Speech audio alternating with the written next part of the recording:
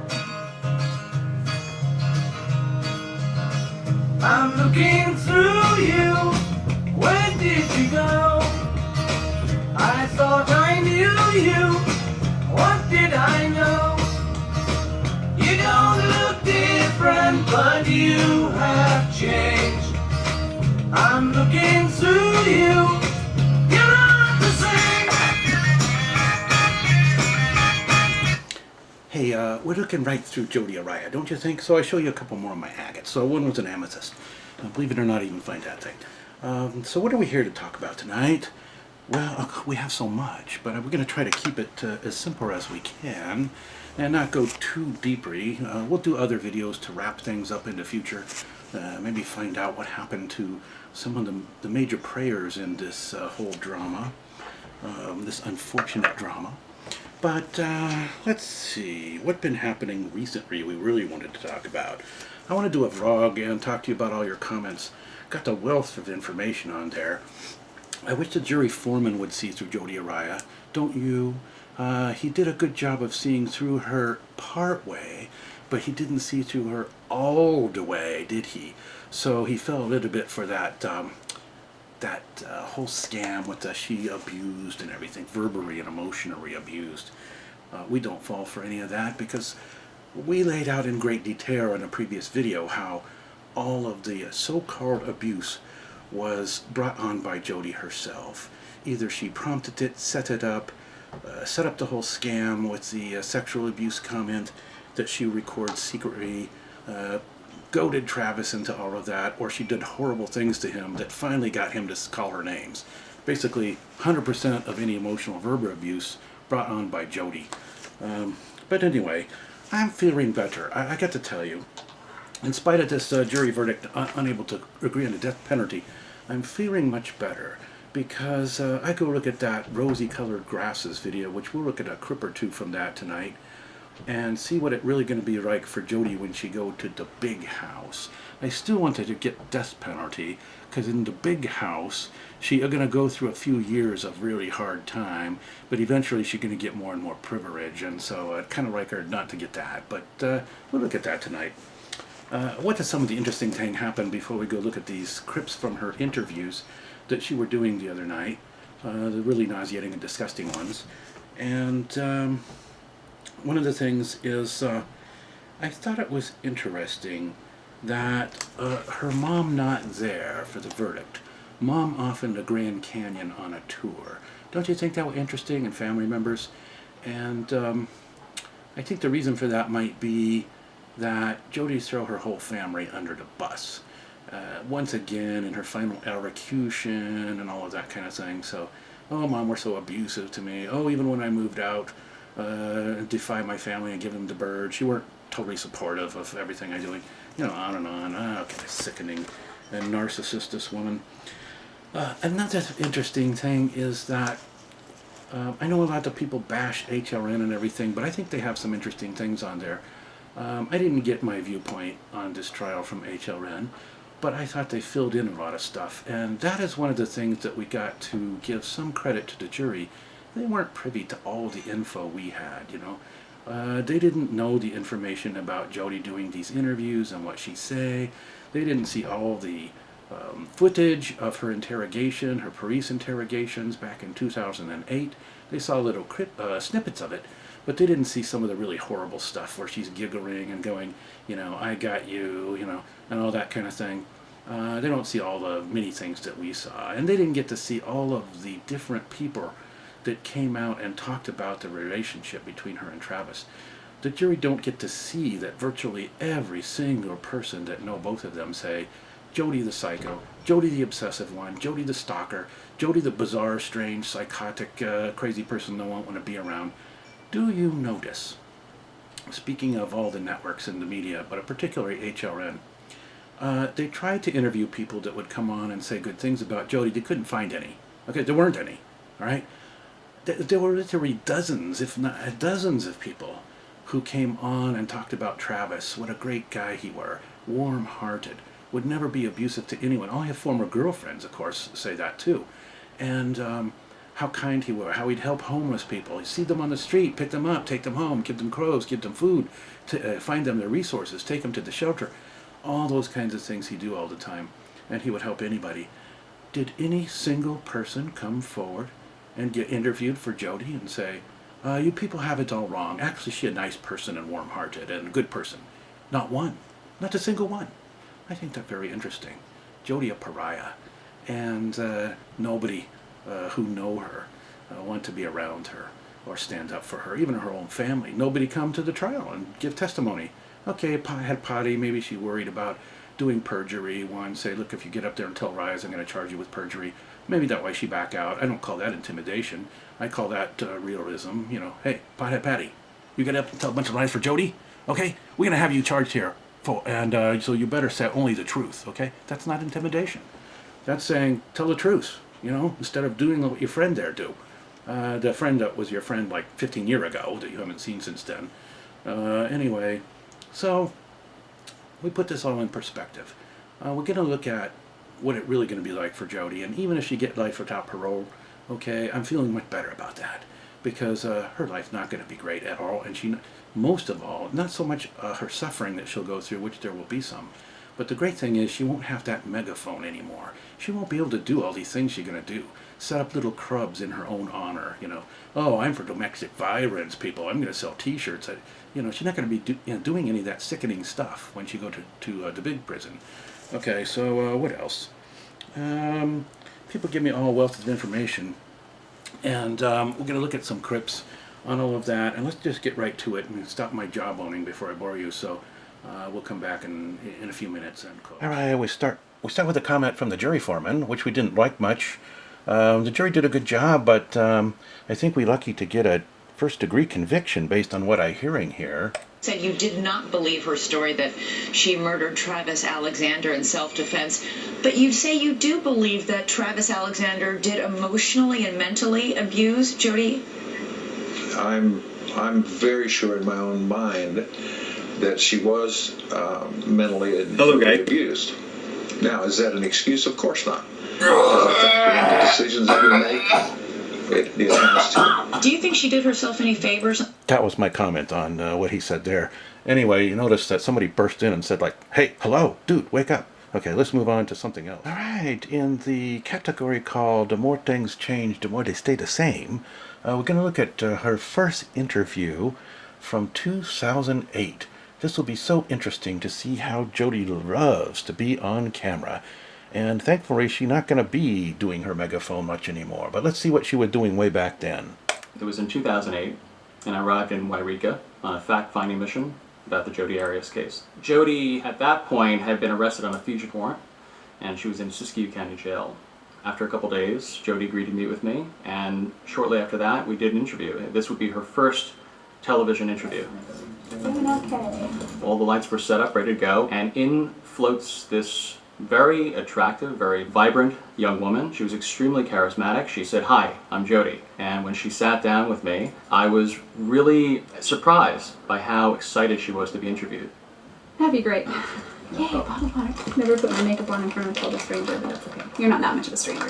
Jodi was really concerned about her image, right from the get-go. It's been like weeks since I put makeup on. Oh, I'm glad to see this is waterproof. I don't plan to cry, but, I probably won't. Travis used to argue about my driving because my rear view... Isn't she amazing? Nothing has changed since then. This one when she was doing her manifesto and everything.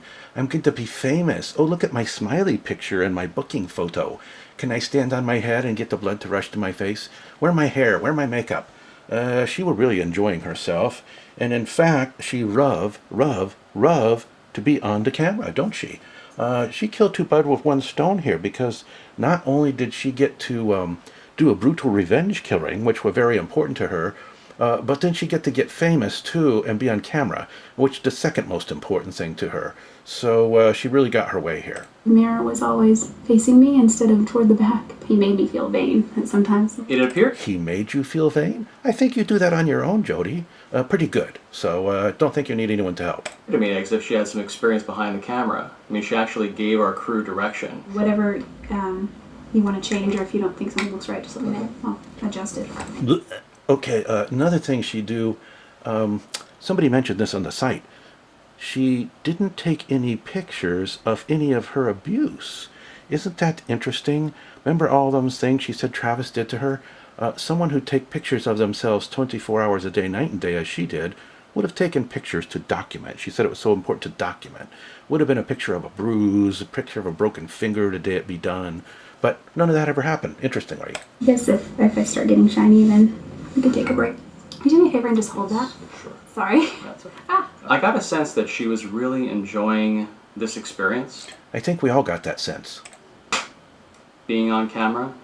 I think that she roused that more than anything in the world, other when she's telling Rise about her concerns for being an abused woman. Talked for nearly 2 hours about all manner of things, about her life, about her hopes and dreams, about her family, about her love for this man Travis. And it wasn't until 2 hours into the interview that I asked her, is there anything else you want to talk about?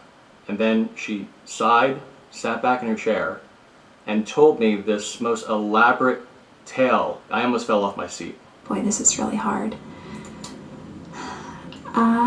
Rizzard tongue I don't alert. think if I want to say this. or Rizzard not. tongue alert. RT alert. You saw it. There's a lot of evidence that places me at Travis's house, and there's a reason for that.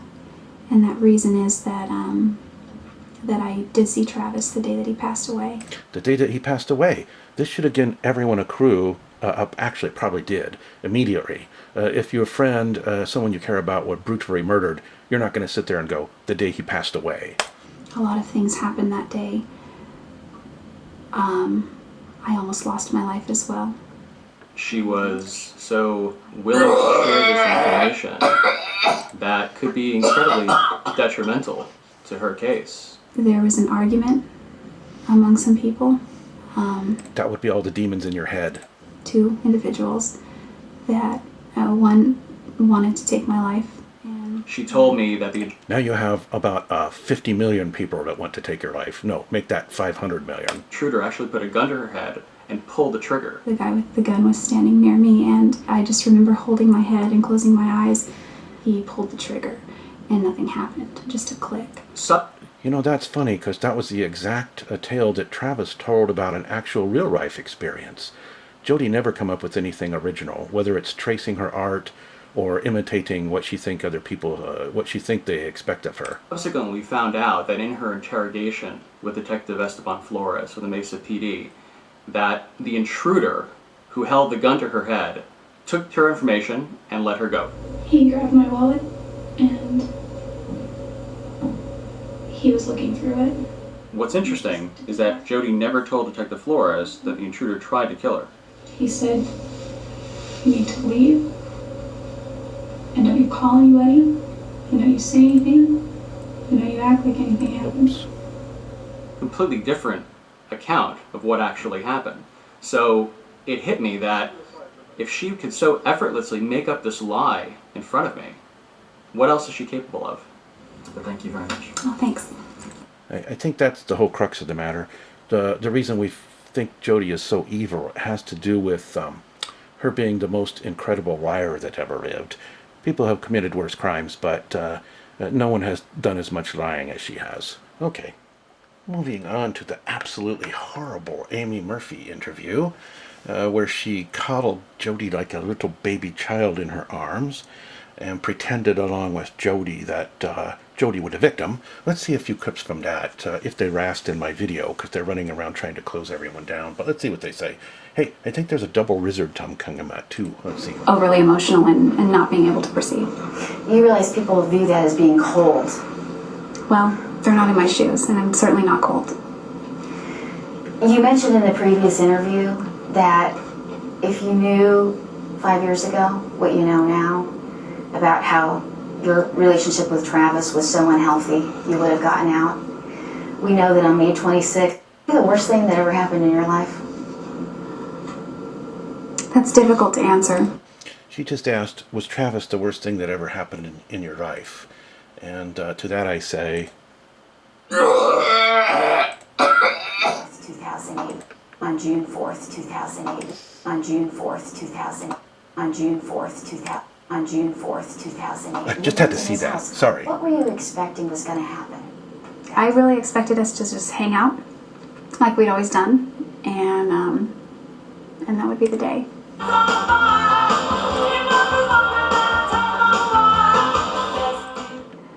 Are you mentally, emotionally ready to meet your maker if that's their decision?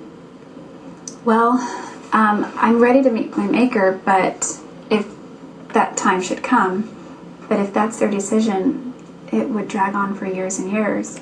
Does that make any logical sense to you? If she get the death penalty, it's going to drag on for years, the penalty. If she get life without parole, ain't that going to drag on years and years? Okay, anyway, listen for the big word, the one big word that we talk about before that she know. So, it's not really contemporaneous. Do you know what I mean? You're saying that even if you get death, you still have years to live, is what you're saying. Yeah, I do. That doesn't mean that this thing keeps dragging on. And I'd really like to close this chapter. I hope that I hope people can get closure. That's the goal for me. I want them to be able to get closure, get peace. Travis's family. Yes. And this would be the reason why you're giving interviews and poking them in the eye every day and stabbing them in the heart by continuing your phony abuse claims because you want them to have closure. Okay, Jodi, not too late. Everyone can have closure, actually. All you got to do is admit your crime, admit you a jealous, possessive, raging, out-of-control murderer, admit your premeditation, admit to why you did it, take remorse, take ownership, and allocute to the death penalty, or even at least life without parole as your desire. Okay, and that would bring closure. So if you really wanted to do whatever it takes, that would be it. Here come a new lie about her cousin being the reason why she decided not to have death penalty. Cousin not anywhere around, but suddenly that's the miracle that happened. I'd rather not say. Okay. Is she in court every day? Is She was for a while. Okay. She's not here today. Okay. Had I documented that, there would be. And to this day, even my sister goes through things with an ex. And she documents it, or she says she does, but then sometimes she doesn't. Yes, at this point. They think that you love the attention. You know, you've allowed us to do interviews with you on the eve before the verdict. Are you enjoying the attention, for the record? No, not this kind of attention. Not the kind of attention that I receive. Well, I'm not really aware of the attention. I'm very insulated where I am. And so, I mean, I get a lot of support mail. Did you just say you're not aware of the attention? She's not aware of the attention. This is quite amazing. All right, let's see what else we got going on here. Move up a little bit. I love if you don't want to, because most people won't. Yeah. I know I certainly didn't want to. But it's there just in case. Back to the abuse. That day in that bathroom, when you feared for your life as you say you did. Before you dropped the camera, what were the last words Travis said to you? I don't remember it was just idle chit-chat. Interesting. She forgot that the last words he supposedly said was "kill you, bitch." But listen up, because Amy gets into danger zone of actually asking a real question for follow-up. I don't know how she could have slipped up and made this error in her puff piece baby coddling interview, but listen to her follow-up question. What? We were talking about the pictures, no, that one's good, we'll keep that one, we'll delete that one, okay. Just common stuff pertaining to that situation. And he went from that to, I'm gonna kill you over a camera? It wasn't instantaneous. It built within a matter of minutes. Actually, in her testimony, she said it was instantaneous. So she just can't even keep her eyes straight. Look at those lying eyes of hers. Look at those dark, black pools of evil, just spewing out rye after rye, as smooth as you can be. She's an amazing piece, isn't she? Let's see. What about the moving on part? Everyone says she was so obsessed with Travis she would leave work and go driving 10 hours to go sneak into his doggy door. All the people that know her, let's see what she say about it.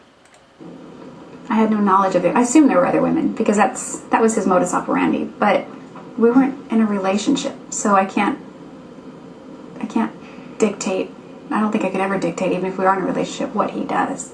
That's his choice, and I was moving on in my area, and it was just hard to completely break away. She had moved on, she said, and she didn't know about any other women. That's why she spent several days on the stand talking about how he would be cheating all the time on her, and there were all these other women that she knew about, that everyone kept telling her about in her restaurant. This woman can't keep her own lies straight. JoDie, lie after lie after lie. Do you think we all forget, like after 10 minutes, what lie you told, 5 minutes ago? I'll regret it for the rest of my life. A lot of women have that problem.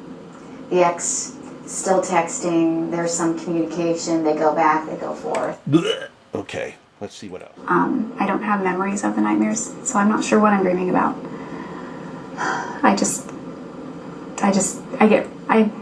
I've lived with roommates over the years, and they consistently report that about me. But you've had them here since you've been incarcerated. Yes. JoDie, I think you're confused.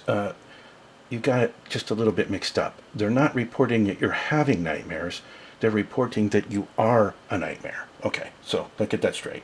We were also going to look at something she say up here. She wanted to talk about the ways I help people in here. I help them sometimes with letters to the court. Oh, here it is up here. I've helped them learn sign language. Your mom didn't get to say this in court, so I'm giving you the opportunity now to tell America what your mom didn't get to say. So feel free. I haven't seen the letter, but some of my good deeds I'd rather just keep them anonymous.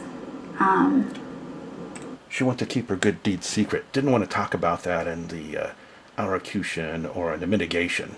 Because if we knew all her good deeds, we'd have definitely let her off. Okay, so what did we miss here? She said she didn't want to toot her own horn up here someplace, which I thought was rather amusing. I feel like I'm tooting my own horn when I say all this, so I'd No, I rather asked not. you the question, so toot away. You know? Well, I feel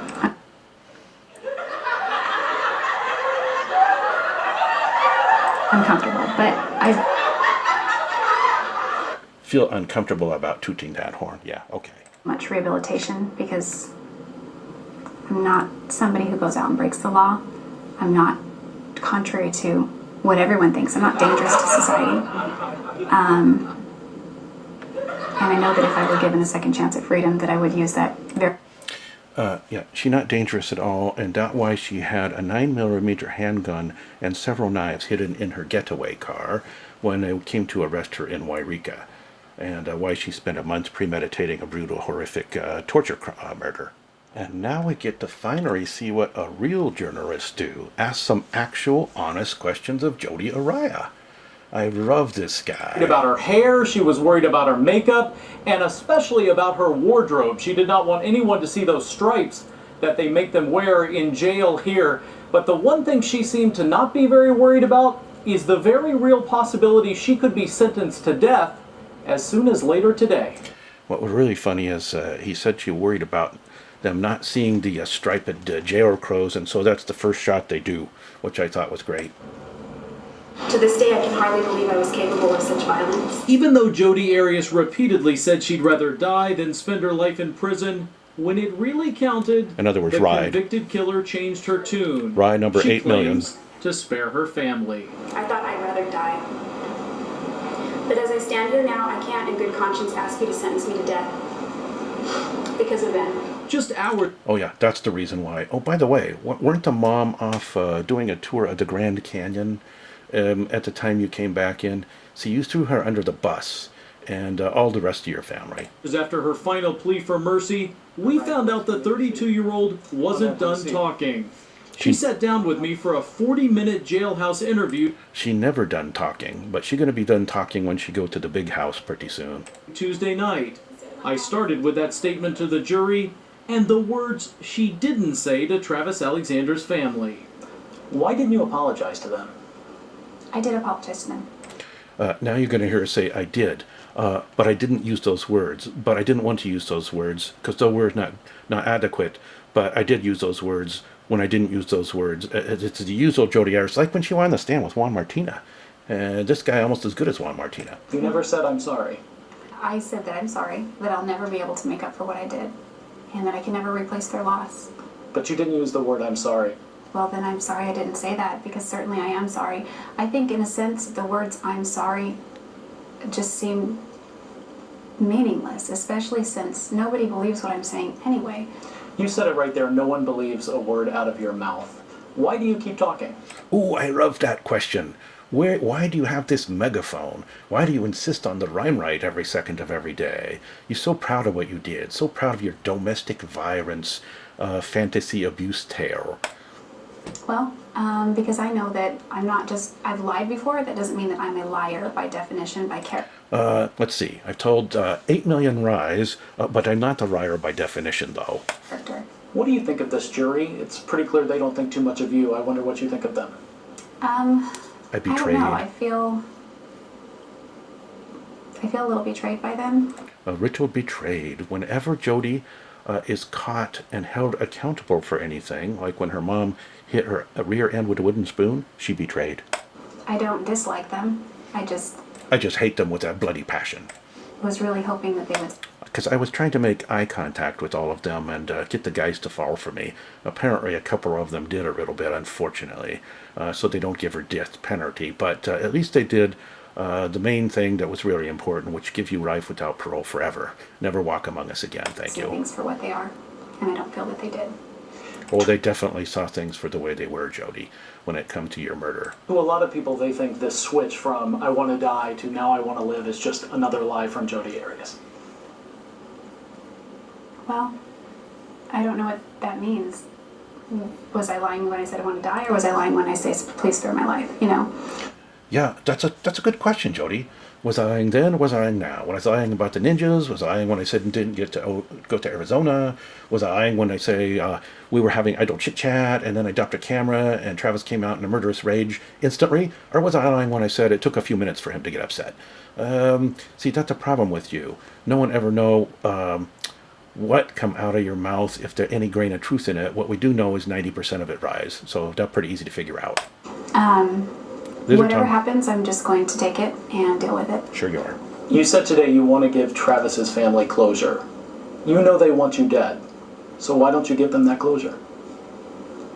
Well, what do you mean by that? Why don't I kill myself? Is that what you're asking? No, why don't you accept the fate of the death penalty if you know that's what they want? Which she could have allocuted to, which she said she was going to do, but she didn't, of course. If you truly care about their closure. Well, I've caused them a lot of pain. I've caused my family a lot of pain. And I think that by asking for death, I'm only going to cause more pain to my family. If you were on that jury and you had heard what they have heard, would you kill you? I don't believe in capital punishment. At least in my case. I probably believe in capital punishment for about everybody else. Everyone in society who don't believe me, which is 99% of the populace, I think they should all have capital punishment, but not for me. So the answer would be no. For now, Arias is sticking by that story the jury didn't buy, that she's an abused woman who killed in self-defense when Alexander lunged at her from his shower. So you really are never going to tell the truth about what went down in that bathroom? Ooh, I love that question, Ryan. No, she never is going to tell the truth about that. I firmly believe she never will. I don't know what you mean by that, because you don't? I think we all know what you mean by that, Jodi, including you. I've told the truth. You never told the truth in your life. What are you talking I about? didn't know that you were a hater when you came to interview me. I'm not. You're a hater if you hold me accountable for anything I've ever done. If you ever tell the truth about anything, you're a hater. Okay. And that was about as angry as Arias got. She stayed composed throughout, if not occasionally smug. A lot has been made about your appearance and your change in appearance. Was going from blonde bombshell to sort of the mousy church librarian look in court, was that a defense strategy? Was that your idea? What was that? No, they don't sell Clairol hair dye in jail. So this is my natural hair color. Can somebody please, slap that smug, smarmy, arrogant grin off her face sometime? Please, someone. I think in the big house that's going to happen. With those big dykey women that are in there that are as equally as psychotic as Jodi, but just not as bad a liar as she is. But there was more than just the hair color. The glasses, overall the demeanor is very different than the person that you were before this crime happened. What about that? Well, this is a court of law. It's not a place to go and act crazy. Which is why I did the throat slit move 3 times to Juan Martina, and all the other histrionics I pulled off in the courtroom. Did my smarmy grin to Juan, tried to outmaneuver him, did like 10,000 obfuscations onto questions. Or, well, I should use that term, but it's not a place to go and just let loose. It's a court of law. I like how he wraps this up. So you might ask why she gave an interview now, especially to someone she called a hater. Well, the fact is she may not have had much choice. If she is sentenced to death, they will move her to death row almost immediately. There are no lights, no cameras, no TV interviews, which may be the ultimate punishment for Jodi Arias. I absolutely love that closing line, don't you? All right, let's move on. Now we're going to get to the part we can all take heart in. That what's going to actually happen to Jodi, regardless whether she get death penalty or life without parole, is Perryville Prison, the big house. And here's the guy that know from the inside as a deputy warden what it going to actually be like for her there. And after hearing what he have to say, I'm no longer so concerned about whether the jury gave her the death penalty or not. Let's hear what it's going to be like for her there. No other prison in the United States. They face the ultimate test of survival and try to stay alive for a term sentence or waiting the execution date for the death warrant to be served and put on death row. Arias showed no level of rational or logical understanding of our prison system when she addressed the jury on Tuesday. She was totally in another world that showed a dramatic disconnect viewpoint or expectation between the reality and the prison world that she's about to enter. The program she's going to have is a program of one. There will be no others to share it with. Thus, her dreamer is going to be a nightmare. Yeah, of what she's getting into. I don't know who coached her, but it was bad advice to tell the jury all those things because they're going to fool. She's only fooling herself. Her destinies of isolation, her destiny after the trial, whether she gets put on death row or serve a life sentence without parole, is set. Fate will demand she will be isolated and kept away from others for the rest of her life. She may manage to cope, but it's likely she will contemplate suicide like many others in the Arizona prisons.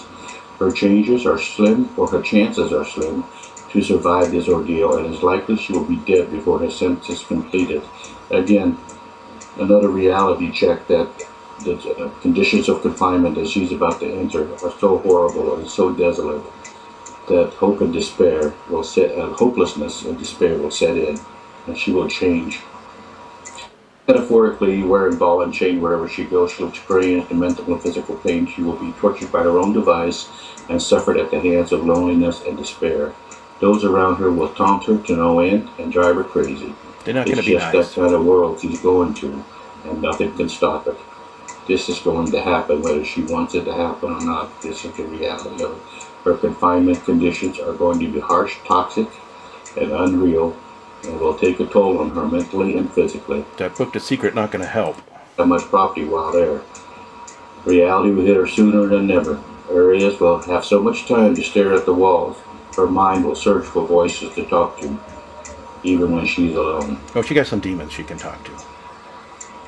So, we're okay there. Again, the unreality of solitary confinement and being locked up 22 hours a day is going to basically drive her crazy.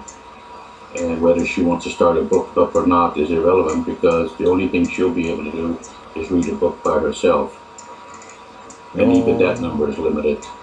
No more megaphone for Jodi. No more lies about Travis. Arias will likely realize that she has done will never outdo her sentence.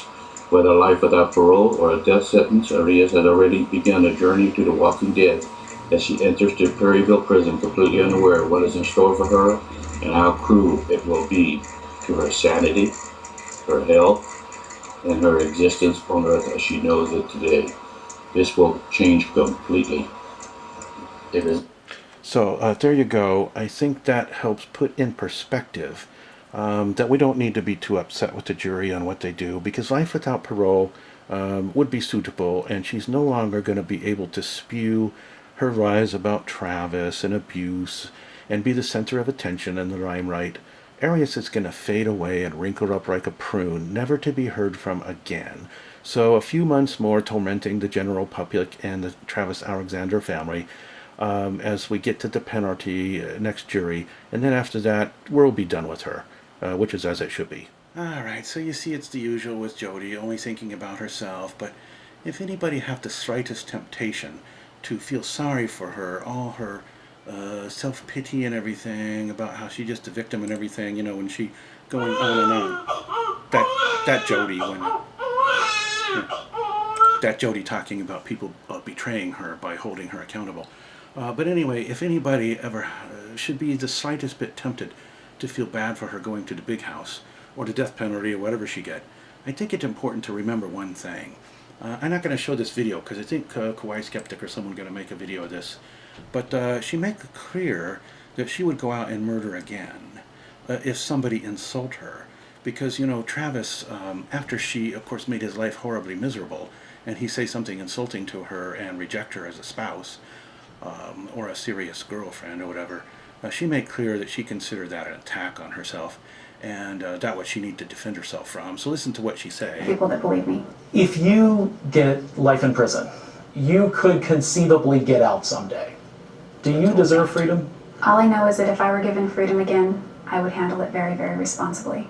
So you think people should feel safe if Jodi Arias is out of these four walls at some point? Yeah, right. I think so, yes. If you're not abusing me and attacking me and threatening to kill my life, there's no reason to fear. But if you are abusing me by making me feel like used toilet paper, then you have a lot to fear. Because I had, what did she have in her getaway car again? When they came to arrest her? Yes. She had this, and she had this, and she had bullets, and she had more than one knife. And believe you me, I think we all understand that this hardcore sociopath with no heart or soul would do it again if somebody cross her and she don't like it and she can get away with it. So she should never get out, of course. And, you know, I think that's all we're going to say for today. I think that we'll make more videos in the future of vlog and a couple of wrap-up things about some of the players in this thing. I got to take a break, of course, and we get this 3-day weekend. So go out, honor the veterans, Memorial Day, have a great weekend for Memorial Day. And, of course, as always, you know my advice to you will always be the same. Don't go with no social past, okay? All right, good. Don't.